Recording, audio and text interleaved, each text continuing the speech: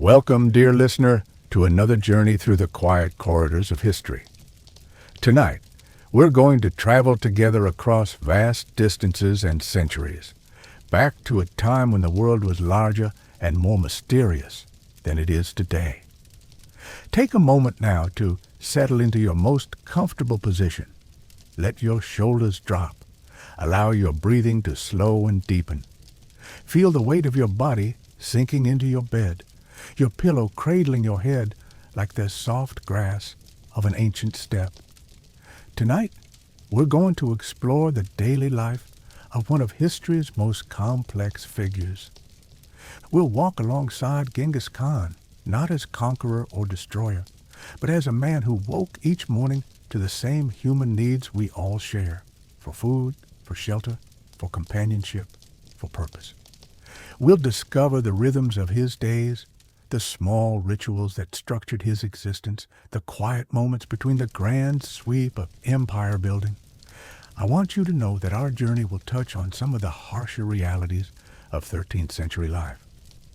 The world was brutal then, in ways both casual and calculated, but we'll approach these truths gently, as historians rather than sensationalists, understanding them as part of the fabric of a time so different from our own. Let yourself breathe deeply as we begin, knowing that even the most challenging parts of our story are safely contained within the past, while you rest secure in the present moment. The wind across the Mongolian steppes carries a different sound than any wind you've ever heard.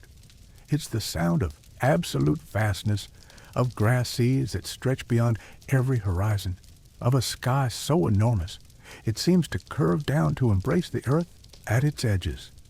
This is the wind that will accompany us tonight, a gentle presence that whispered through Genghis Khan's dreams and yours. Picture, if you will, the moment just before dawn on the great steppe. The temperature has dropped during the night, and frost glitters on the endless grass like scattered diamonds. The air is so clean, it seems to ring like a bell when you breathe it. In the distance, perhaps a mile away, perhaps 10, distance is deceptive in such vastness, a herd of horses moves like a dark cloud across the pale grass. Their hooves create a rhythm so deep and regular it becomes part of the earth's own heartbeat. The smell of the steppe at dawn is unlike anything in our modern world. It's the green sweetness of grass that has never known pollution, mixed with the earthier scent of horse dung that will fuel the morning fires. There's a metallic tang in the air that speaks of iron and cold, and underneath it all, the faint musk of the nomads' felt homes, their gears scattered across the landscape like mushrooms after rain. This is the world into which Temujin was born, the boy who would become Genghis Khan. But long before he commanded armies that would reshape the known world, he was simply a child learning to survive in one of Earth's most unforgiving environments. His name itself was prophetic. Temujin means iron, and iron was what this land demanded of its children, not the brittle hardness that shatters under pressure, but the flexible strength that bends without breaking, that can be heated and shaped and cooled into something both beautiful and deadly. The boy's earliest memories were of movement. The Mongol tribes were nomadic by necessity, following the grass as it grew and died with the seasons. Home was not a place, but a constellation of relationships: mother, father, siblings, horses, the faithful dogs that guarded the camps. Home was the feeling of being part of something larger than yourself, something that moved across the landscape like a living thing, adapting, surviving, thriving. But survival on the steppe was never guaranteed. When Temujin was just 9 years old, his father Yasuge was poisoned by rival Tatars. The poison worked slowly, allowing Yasuge time to realize what was happening, but not enough time to prevent it. As he weakened, he called his son to his side and spoke words that would echo through the rest of Temujin's life. Remember, a man's greatest enemy is often the one who shares his blood. and his greatest ally, maybe the one who started as his foe. After Yasuge's death, the tribal confederation he had led dissolved like morning mist. The other families abandoned Temujin's mother, Holan, and her children, leaving them to face the brutal steppe winter alone. It was a death sentence, or should have been. A woman with small children, no horses, no protection. The mathematics of survival were simple and unforgiving. But Holan was not an ordinary woman. She had been raised on the steppe, knew its secrets and its grudging generosity. She taught her children to dig for wild onions in the frozen ground, to catch fish through holes in the ice using hooks carved from bone, to read the sky for weather signs that could mean the difference between life and death. She showed them how to move silently through the grass, how to become invisible when enemy riders passed, how to survive on less than survival should require. During those long, cold months, Temujin learned lessons that would serve him throughout his life. He learned that loyalty was rare and precious, that strength without wisdom was useless, that the ability to endure was more valuable than the ability to attack. He learned to sleep lightly, to wake at the first sound of trouble, to trust his instincts even when they contradicted what his eyes told him. It was during this time that he formed his first and most important alliance with a boy named Jamuka. Jamuka was from a more prosperous family, but he was drawn to Temujin's intensity, his quiet determination. They became blood brothers, mixing their blood in the ancient ceremony that made them closer than family. They shared everything: food, warmth, dreams of the future.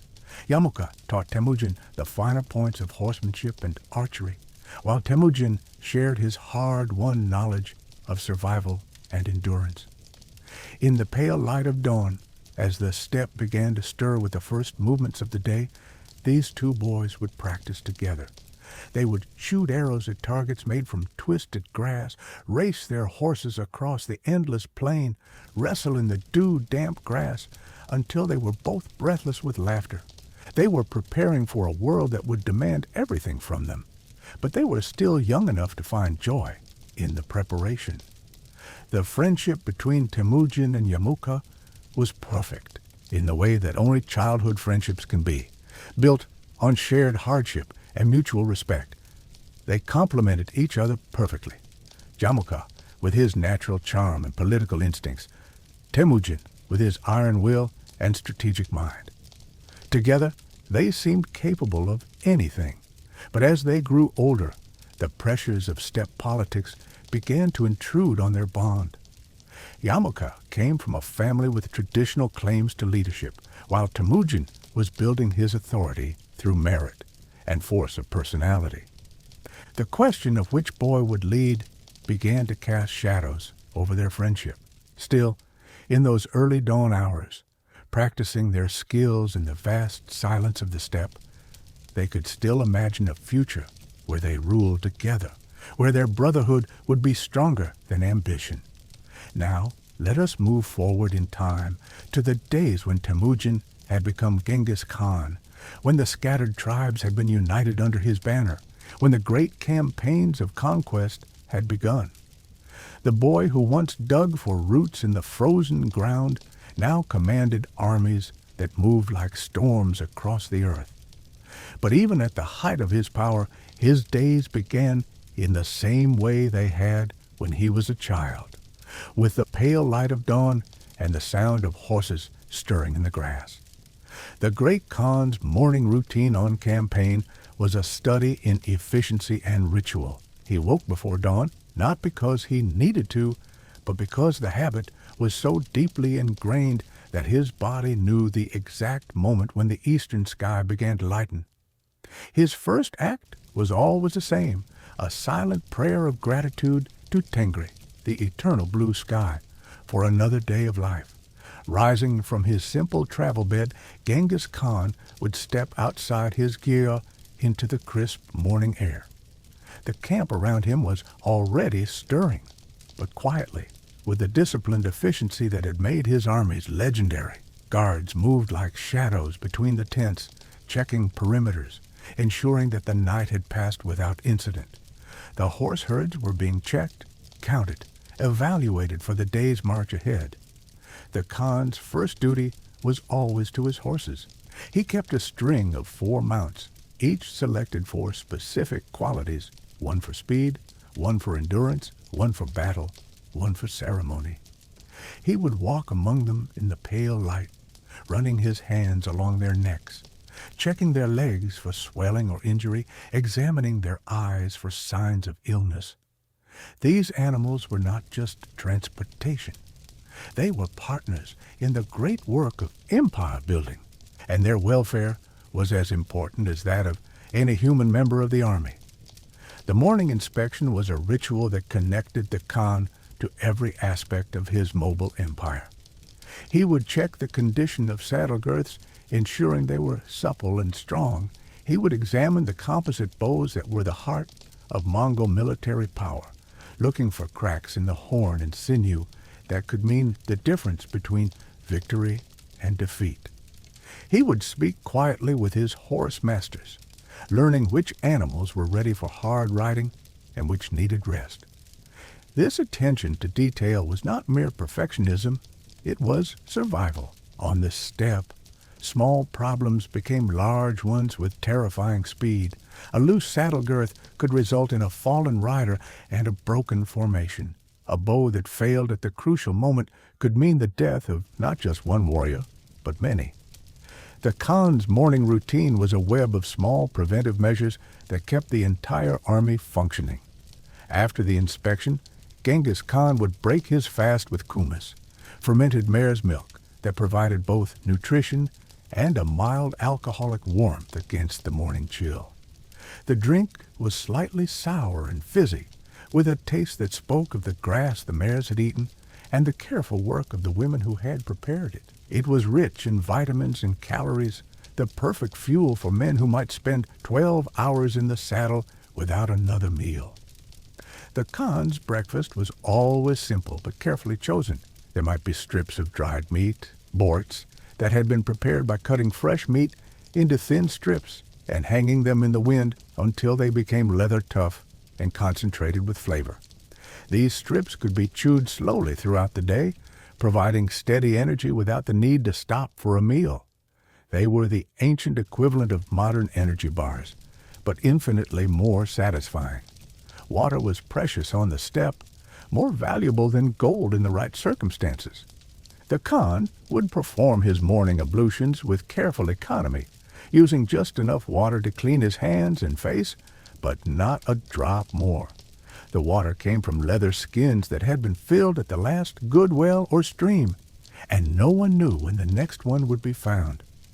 This ritual cleansing was both practical and spiritual, a moment of preparation for the day ahead.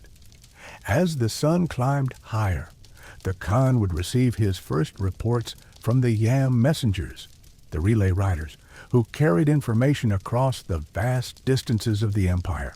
These men were the nervous system of the Mongol war machine, capable of covering 200 miles in a single day by changing horses at established posts. They brought news from the various fronts, reports from scouts ranging far ahead of the main force, intelligence about enemy movements and intentions. The messages came in many forms: spoken reports from trusted messengers, written dispatches for more complex information, and sometimes coded signals that could be read only by those who knew the key. The Khan would listen to each report with complete attention, asking questions, cross-referencing information, building a mental map of the strategic situation that was constantly updated as new intelligence arrived. The Mongol diet was necessarily simple, but it was also remarkably well adapted to the demands of nomadic life. The borts that formed the foundation of their nutrition was not just dried meat. It was a carefully crafted food that concentrated all the nutrients of fresh meat into a form that could be stored indefinitely without spoiling. The process of making borts was almost alchemical in its precision. The meat was cut along the grain into strips exactly the right thickness, then hung in the wind at precisely the right height to catch the air currents that would dry it without allowing it to rot. The result was a food that was both practical and satisfying. A warrior could carry enough borts to sustain himself for weeks, and the slow process of chewing the tough strips made eating a meditative activity that could be done while riding or standing watch. The concentrated flavors spoke of the grasslands where the animals had grazed, the skills of the butchers who had prepared the meat, the patience of the women who had supervised the drying process. In extreme circumstances, when even the carefully rationed supplies ran low, the Mongols had developed techniques that seem almost mythical to modern ears. They would open a small vein in one of their horses' necks, allowing a controlled amount of blood to flow into a cup. This blood, mixed with mare's milk, provided essential nutrients and could sustain a warrior for days. The horses, carefully tended, could survive this procedure without harm, and the practice allowed the army to continue moving even when conventional food supplies were exhausted. The Khan himself was known to share in these hardships. Unlike many rulers who demanded luxury even in the field, Genghis Khan ate the same food as his warriors, slept in the same kind of shelter, endured the same privations. This was not mere political theater. It was a practical necessity. An army that saw its leader sharing their hardships would follow him anywhere. An army that felt abandoned by its leaders would melt away like snow in spring. Salt was another crucial element of the Mongol diet, not just for flavor, but for the essential minerals it provided. The salt came in the form of compressed tea bricks, dense blocks that combined tea leaves with salt and other minerals. These bricks were incredibly valuable, worth their weight in silver in some markets. They could be shaved into hot water to make a nutritious drink, or small pieces could be chewed directly for the immediate energy boost that the caffeine provided. The tea ritual was one of the few times during the day when the relentless pace of campaign life slowed slightly. The Khan would sit in his campaign chair, a simple but elegant piece of furniture that could be folded and packed quickly, and sip his tea while reviewing the day's plans. The warm liquid, slightly bitter and energizing, helped clear his mind and prepare him for the complex decisions that lay ahead. This was often when the Khan would meet with his generals, the men who commanded the decimal units that formed the backbone of the Mongol army.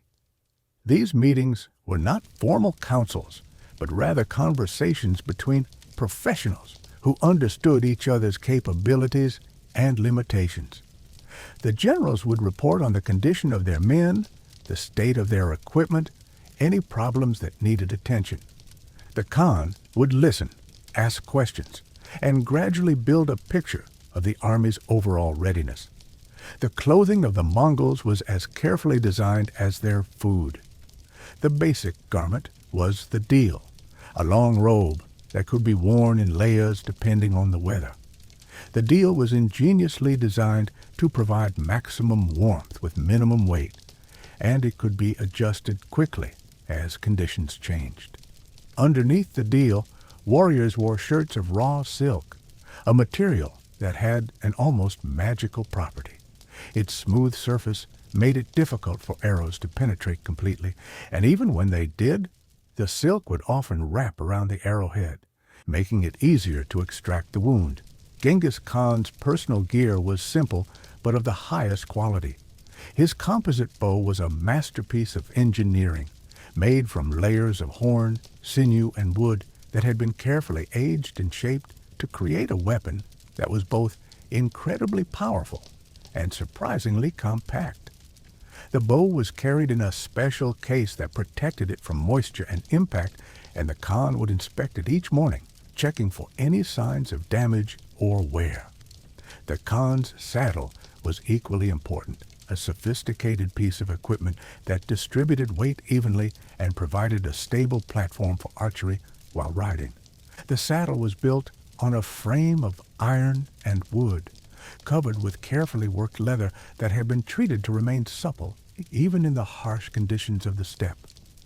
The stirrups were positioned to allow the rider to stand while shooting, turning the horse and rider into a single deadly weapon. The philosophy behind Mongol equipment was always the same. Everything had to be functional, durable, and as light as possible. The army moved fast and far, and every ounce of unnecessary weight was a burden that could slow the advance or tire the horses. This minimalist approach extended to personal possessions as well. The Khan carried only what he needed, nothing more. This discipline was both practical and symbolic. It demonstrated that the Mongols valued effectiveness over display, results over comfort. The horse culture of the Mongols was unlike anything the world had seen before or since. These were not simply mounted warriors, they were centaurs, men who had been shaped by their partnership with horses until it was impossible to say where the human ended and the animal began. The relationship between a Mongol warrior and his horses was intimate and complex, built on mutual respect and understanding that developed over years of shared hardship. Each warrior maintained a string of horses, usually 4, sometimes more for officers and specialists. These horses were not interchangeable. Each had its own personality, its own strengths and weaknesses, its own role in the warrior's arsenal. The rotation of mounts was a science in itself, calculated to ensure that fresh horses were always available for the sudden spurts of speed that characterized Mongol tactics. The horses themselves were small by modern standards, but they were incredibly hardy and intelligent. They had been bred for centuries to thrive on the sparse grass of the steppe, to find water in the most unlikely places, to survive winter storms that would kill larger, more pampered animals. These horses could travel for days on minimal food, could sleep standing up, could sense danger before their riders knew it was there. The training of young horses was a process that began when they were barely weaned. Colts were handled daily, taught to accept human presence, gradually introduced to the feel of rope and leather. By the age of 3, they were ready for their first riders, usually young boys who were learning their own skills alongside the animals. The process was patient and methodical, building trust and communication rather than dominance. Genghis Khan's personal mount was legendary throughout the army. The horse was said to be able to run for an entire day without tiring, to navigate in complete darkness, to sense ambushes before they developed. Whether these stories were true or merely the kind of myths that grow around great leaders, the Khan's relationship with his horse was clearly special. He was often seen speaking to the animal in low tones, and the horse would respond to subtle shifts in weight and posture that were invisible to observers. The sound of hooves on the steppe was a constant presence in the life of the army. During the day, it was the thunder of the main body moving across the grass, a sound that could be heard for miles and struck terror into the hearts of enemies. At night, it was the softer sound of sentries patrolling the perimeter or the urgent clatter of messengers arriving with news from distant fronts. The rhythm of hoofbeats became the heartbeat of the empire, the sound that unified all the scattered tribes under the Khan's banner. The tactical discussions that took place each morning were exercises in controlled chaos. The Khan would gather his generals in a circle, sometimes seated on the ground, sometimes standing around a simple map scratched in the dirt. The conversations were intense but quiet, each man speaking in turn, building on the ideas of others, challenging assumptions, exploring possibilities. The decimal organization of the Mongol army was one of its greatest strengths. Every unit, from the smallest squad of 10 men to the largest division of 10,000, was organized according to the same principle. This meant that orders could be passed quickly and accurately through the chain of command. that units could be combined and separated as needed, that the loss of individual commanders would not paralyze the entire force. The morning war games were a regular feature of camp life. Units would practice the complex maneuvers that had made the Mongols famous, the feigned retreats that drew enemies into ambushes, the encirclement tactics that surrounded and destroyed much larger forces, the coordinated archery that could fill the sky with arrows. These exercises were conducted with the same intensity as actual battles because the Khan knew that muscle memory developed in practice could mean the difference between victory and defeat when the real fighting began. The communication system used by the Mongols was sophisticated and flexible. Orders could be passed by voice, by horn calls, by the movement of colored banners, or by the positioning of arrow bundles stuck in the ground. Each method had its advantages. Voice commands were immediate but limited in range. Horn calls could be heard over great distances but were simple. Banners could convey complex information but required good visibility. The Khan's staff had mastered all these methods and could switch between them as conditions demanded. The discipline of the Mongol army was harsh but fair. Cowardice was punished by death, not just of the individual, but sometimes of his entire unit. This collective responsibility ensured that every warrior had a stake in the performance of his comrades, that no one would be abandoned in battle, that the honor of the unit was more important than individual survival. The punishments were severe, but they were also predictable and consistent, which meant that every man knew exactly what was expected of him. The legal code that governed Mongol society was known as the yasa, and it was as much a part of daily life as the morning inspection or the evening meal. The yasa was not written down. It was memorized and passed on orally, which meant that it was alive and flexible, capable of adapting to new situations while maintaining its essential principles. The yasa covered every aspect of life, from the treatment of prisoners to the division of plunder, from the punishment of adultery to the proper way to butcher a horse. It was a code that reflected the values of the steppe: courage, loyalty, endurance, and the ability to survive in a harsh and unforgiving world. The punishments prescribed by the yasa were often brutal by modern standards, but they were also practical, designed to maintain the discipline and unity that the army required. One of the most surprising aspects of the yasa was its religious tolerance. At a time when most of the world was torn by religious conflict, the Mongols allowed their subjects to worship as they chose. Christians, Muslims, Buddhists, and followers of traditional shamanic practices all found places in the Mongol Empire. This tolerance was not born of indifference, but of practical wisdom. The Khan understood that a diverse empire required diverse approaches to governance. The collective responsibility that was central to Mongol military organization extended to civilian life as well. If one member of a group committed a crime, the entire group could be held accountable. This system ensured that communities policed themselves, that problems were dealt with quickly and effectively, that the social fabric remained strong even under the stresses of constant warfare and expansion. The Khan's personal adherence to the yasa was absolute. He held himself to the same standards he demanded of others, and his punishments for violations were swift and certain. This consistency was one of the sources of his authority. His followers knew that he would never ask them to do something he would not do himself, never exempt himself from the rules that governed everyone else. The concept of merit-based promotion was revolutionary in the 13th century. Most armies were led by aristocrats who had inherited their positions, regardless of their competence. The Mongols, by contrast, promoted based on ability and results. A shepherd's son could rise to command a tumen of 10,000 men if he demonstrated the necessary skills.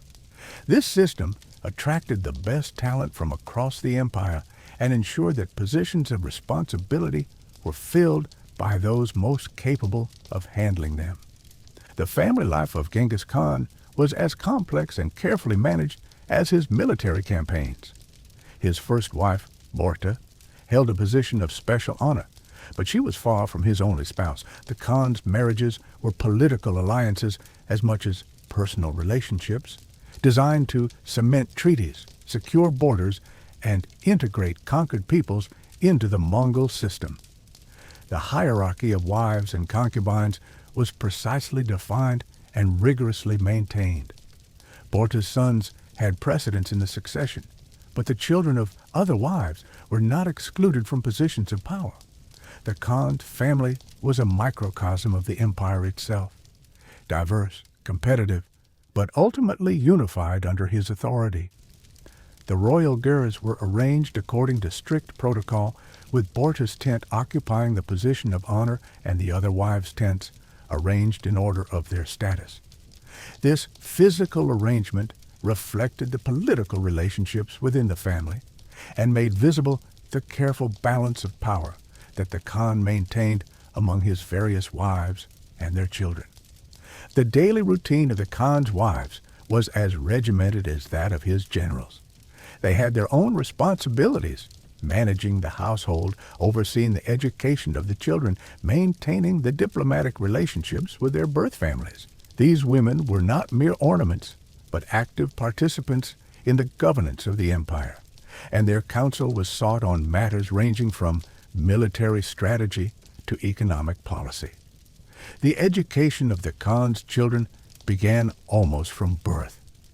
Boys were placed on horseback before they could walk properly, taught to shoot arrows before they could write their names, trained in the arts of war and leadership from their earliest years. Girls received education as well, learning the skills they would need to manage households and navigate the complex world of steppe politics. The Khan's relationship with his children was both loving and demanding. He expected excellence from them not because they were his offspring, but because they were members of the royal family and would one day bear responsibility for the empire. The pressure was enormous, but it was also motivating. These children knew that their father's legacy would depend partly on their own achievements. The morning council meetings between the Khan and his family were as important as the military briefings.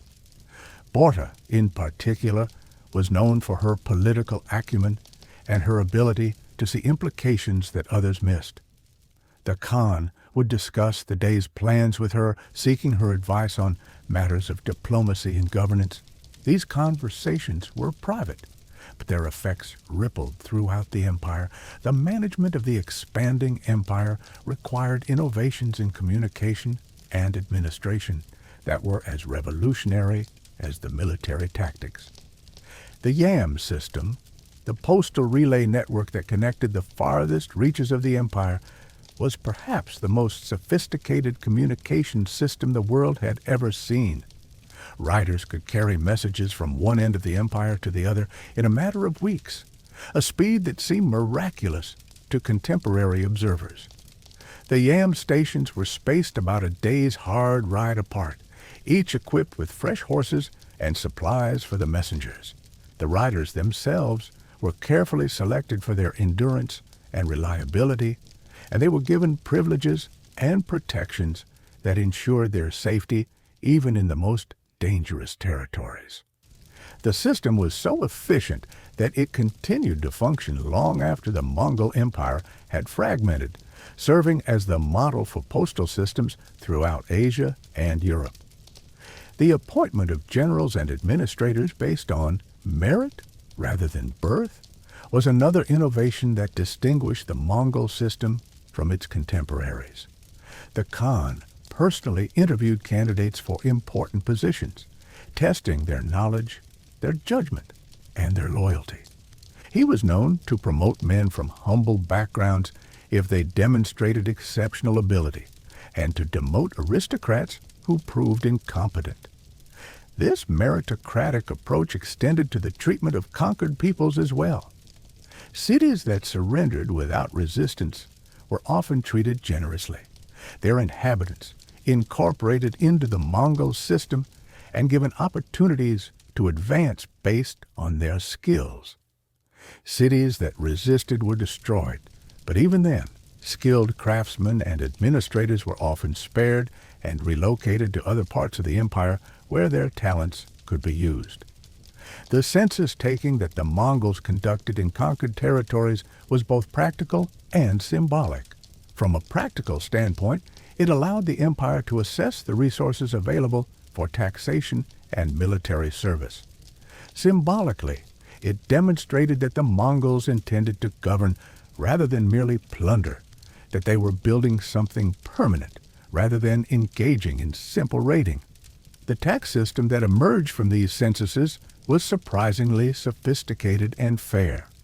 Rates were set based on the productive capacity of different regions, and local administrators were held accountable for both collecting the required revenue and preventing excessive exploitation. The system was designed to maximize long-term productivity rather than short-term extraction, reflecting the Khan's understanding that a healthy empire required healthy subjects. The spiritual life of Genghis Khan was as complex as every other aspect of his existence.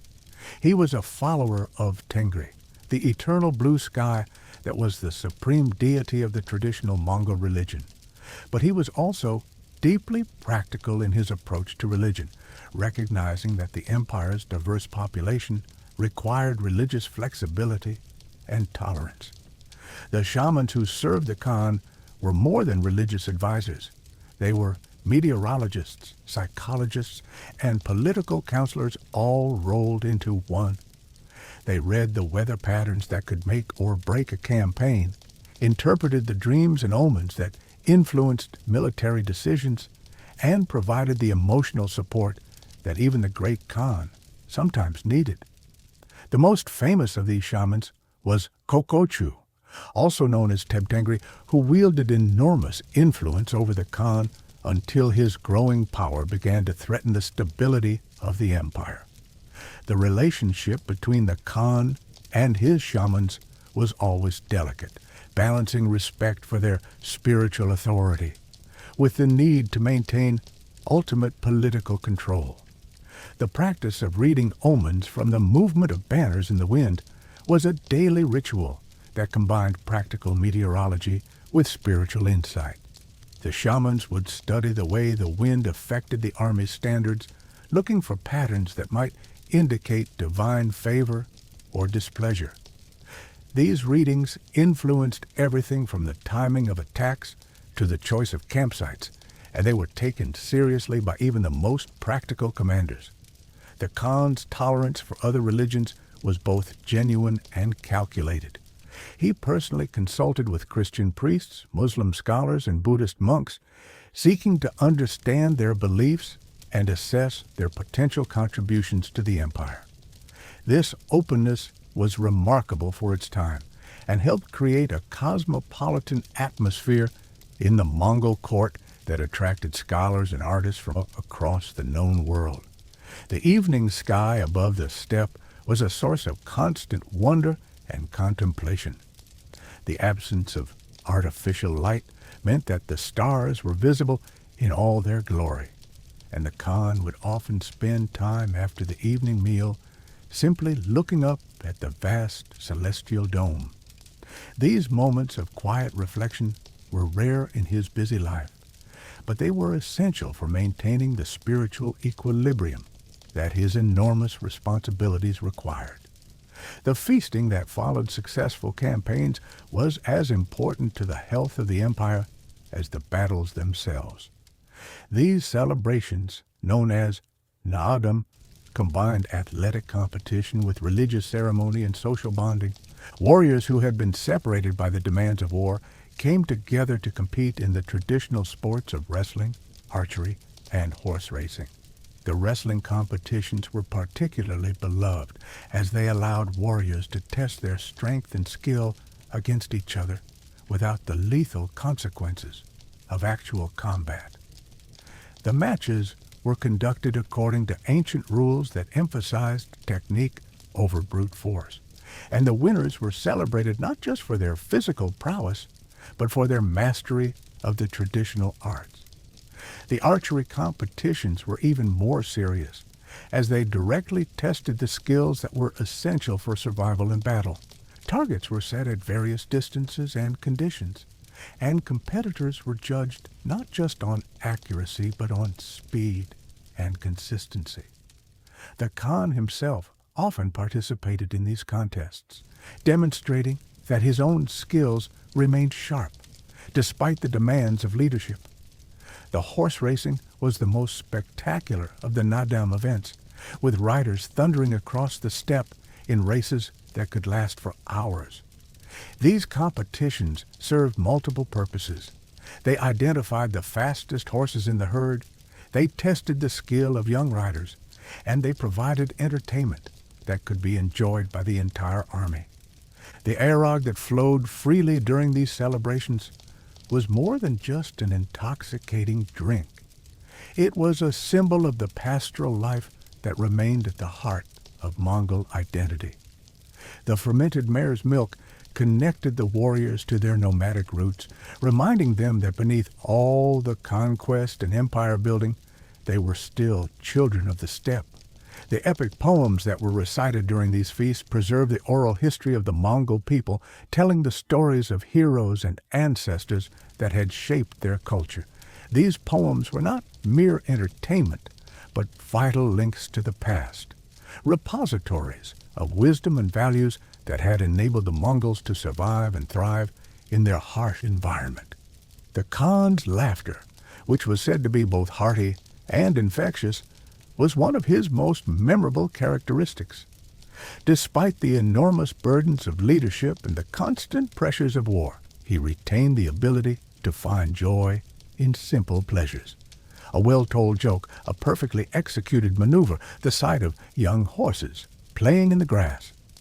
This capacity for joy was not a sign of frivolity, but of emotional resilience, the ability to find moments of lightness even in the darkest circumstances. The crackling of the hearth fires that warmed the celebration was a sound that spoke of safety and community.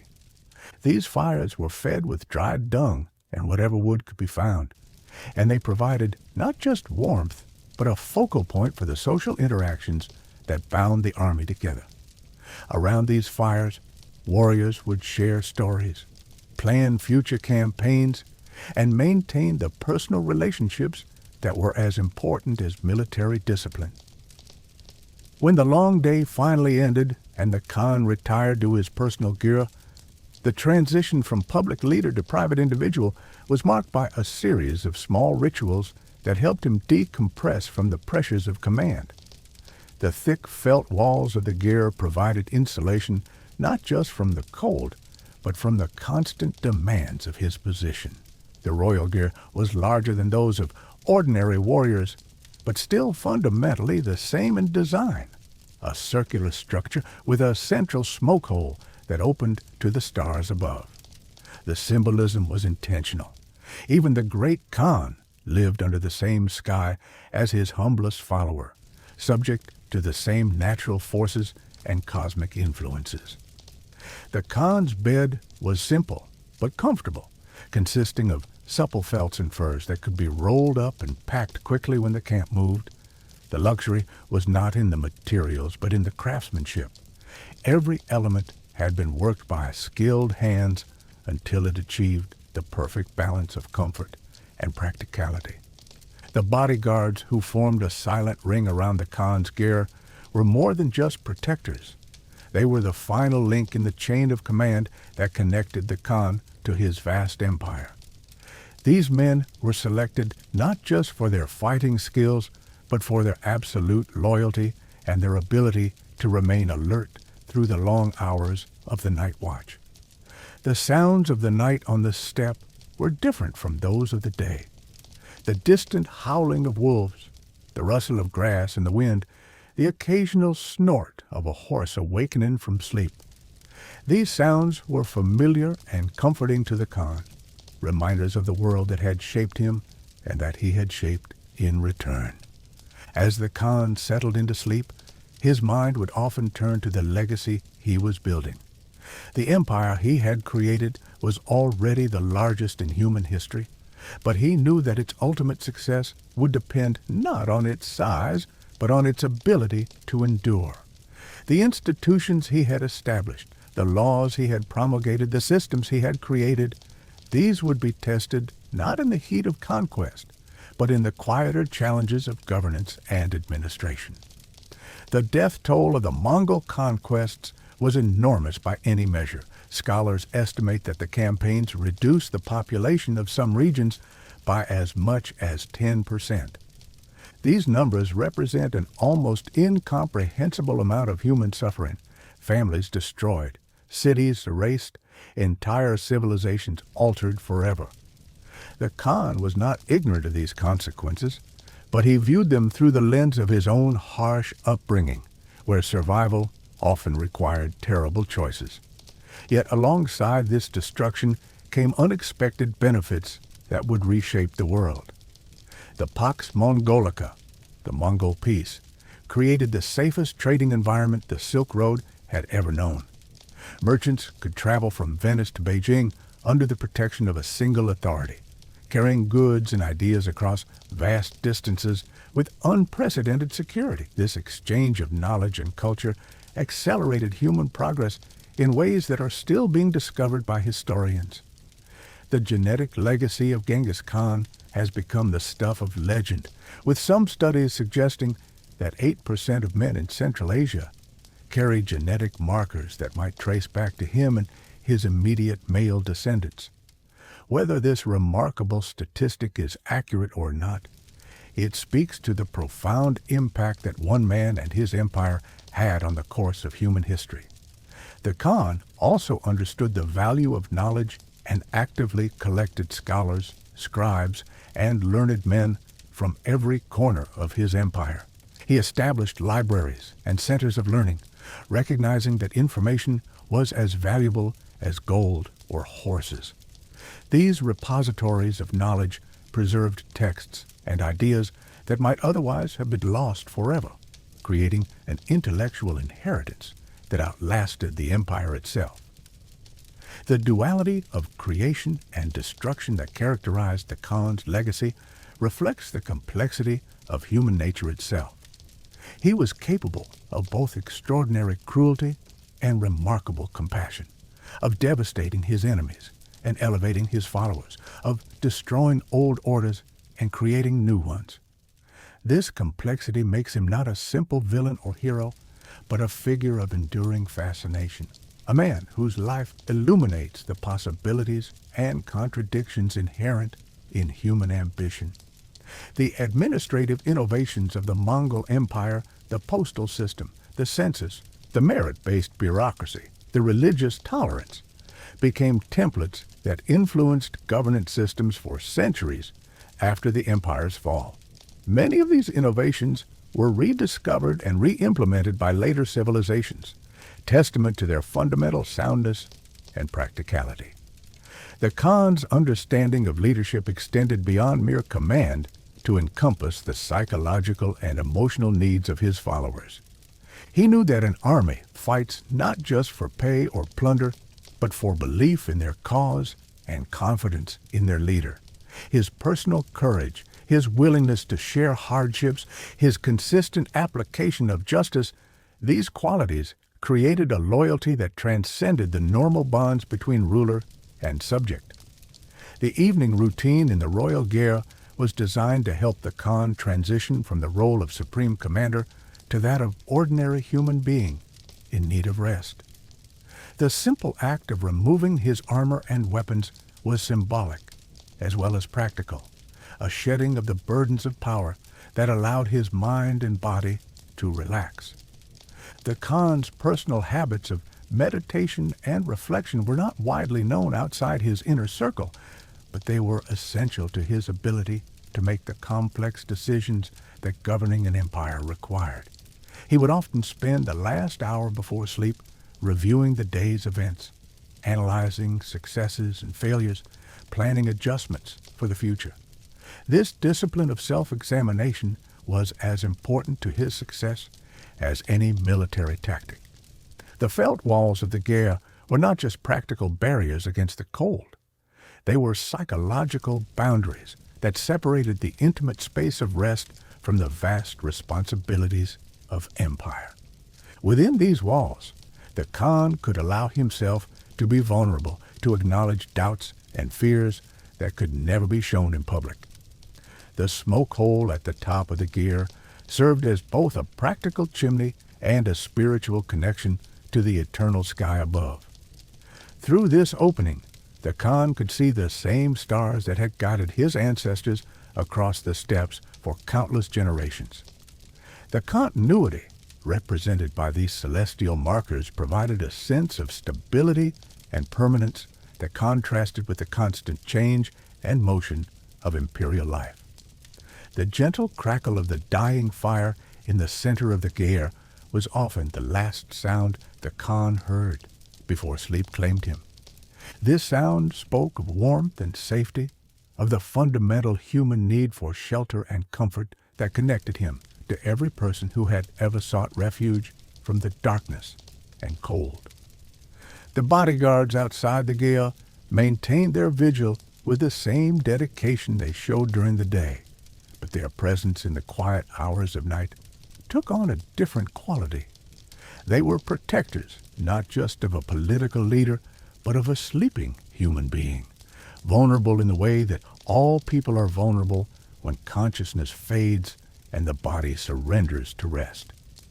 The dreams that came to Genghis Khan in these quiet hours were known only to him, but they surely reflected the enormous complexity of his waking life.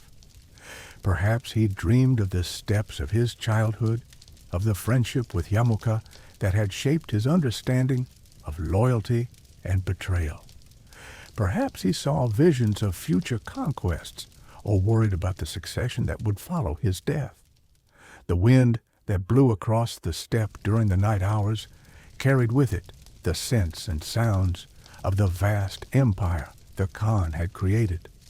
It brought the smell of distant mountains, the sound of other camps scattered across the grasslands, the sense of a world that had been fundamentally transformed by one man's vision and will.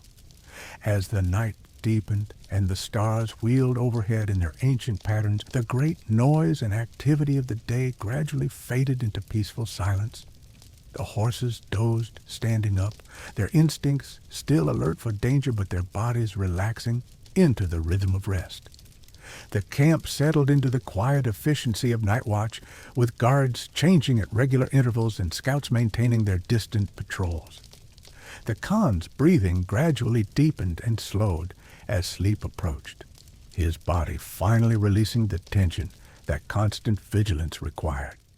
Even in sleep, however, some part of his mind remained alert.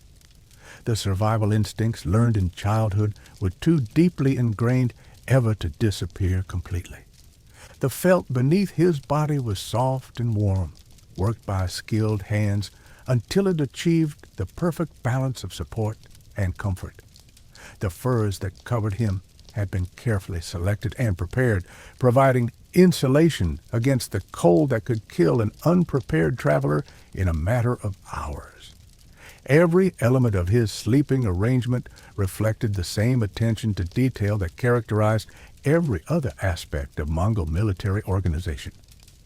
The silence of the steppe night was profound, but not complete.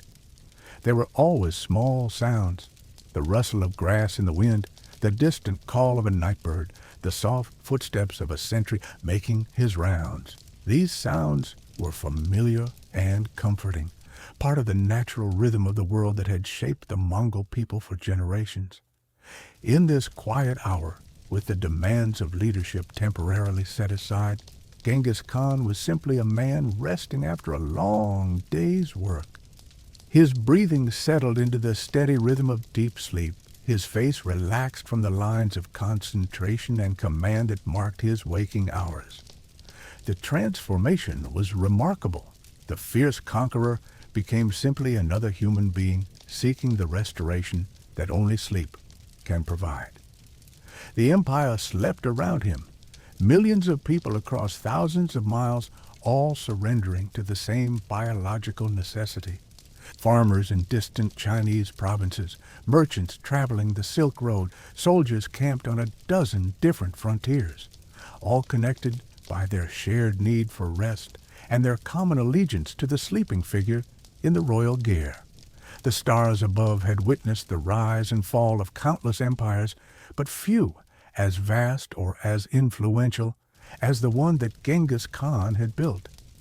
These same stars had shone down on the young Temujin as he struggled to survive in the wilderness, had lighted the path of his early conquests, had provided navigation for the armies that carried his banner to the edges of the known world. Now, as we reach the end of our journey through a single day in the life of this remarkable man, let us take a moment to reflect on what we have discovered. We have seen that even the most powerful figure in his world was subject to the same basic human needs and rhythms that govern all our lives. He woke to the same sunrise, felt the same cold, experienced the same satisfaction of a task well done. The brutal aspects of his life and times were real and cannot be ignored or minimized. The suffering caused by his conquest was enormous, the methods employed often cruel beyond modern comprehension. Yet within this context of violence and hardship, we have also seen moments of tenderness, wisdom, and even beauty. The care he showed for his horses, the respect he accorded to worthy opponents, the love he felt for his family, these human moments illuminate the complexity of a figure who has often been reduced to a caricature of pure destructive force. The daily rhythms we have followed, the morning inspection, the careful rationing of food and water, the evening reflections, reveal a man of remarkable discipline and self-control. The empire he built was not the product of random violence, but of systematic planning, careful organization, and relentless attention to detail. Every aspect of Mongol life was designed to serve the larger purpose of survival and expansion in one of the world's most challenging environments. As you prepare to follow the Khan into sleep, allow yourself to imagine the vast quiet of the steppe at night. Picture the endless grass moving gently in the wind, the horses standing peacefully in their herds, the felt-covered gears scattered across the landscape like mushrooms after rain. Feel the profound silence that comes only in places far from the noise and light of modern civilization. Let your breathing slow and deepen, following the pattern that has carried humans into sleep for thousands of years. Feel the weight of your body sinking into your bed as the Khan's body sank into his simple but comfortable bedding.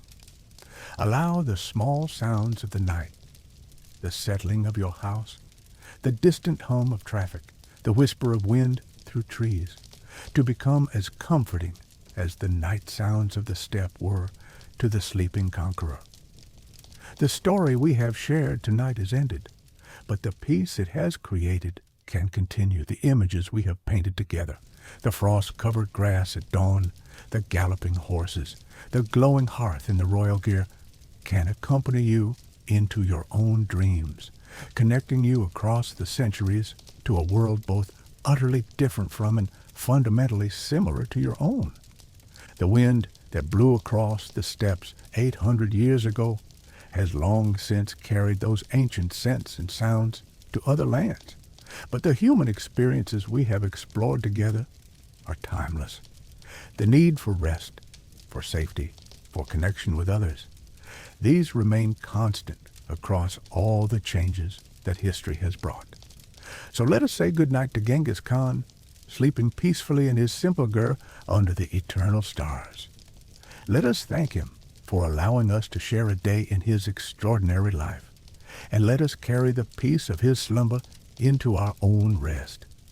The great Khan sleeps, the empire sleeps, and you too can sleep, secure in the knowledge that you have traveled safely through the dangerous territories of the past and returned to the comfort of your own time and place. The stars that shone down on the Mongol camp shine down on you as well, connecting you to the vast story of human experience that stretches back to the beginning of time and forward to whatever future awaits. In this moment of transition between waking and sleeping, you are part of that eternal story, a continuation of the human journey that began in caves and around campfires and has led to the warmth and safety of your own bed. Breathe deeply now and let the rhythm of your breath carry you gently toward sleep. Feel yourself becoming lighter with each exhale, more relaxed, more peaceful. The worries and responsibilities of your own day can wait until tomorrow. For now, there is only the simple pleasure of rest, the basic human need for sleep that you share with every person who has ever lived. The last sound you hear might be the whisper of wind through grass, or it might be the gentle settling of your house around you. Either way, it is the sound of safety, of shelter, of a world at peace. Let it carry you gently into sleep, into dreams, into the restoration that awaits all who have traveled far and are finally ready to rest. Good night.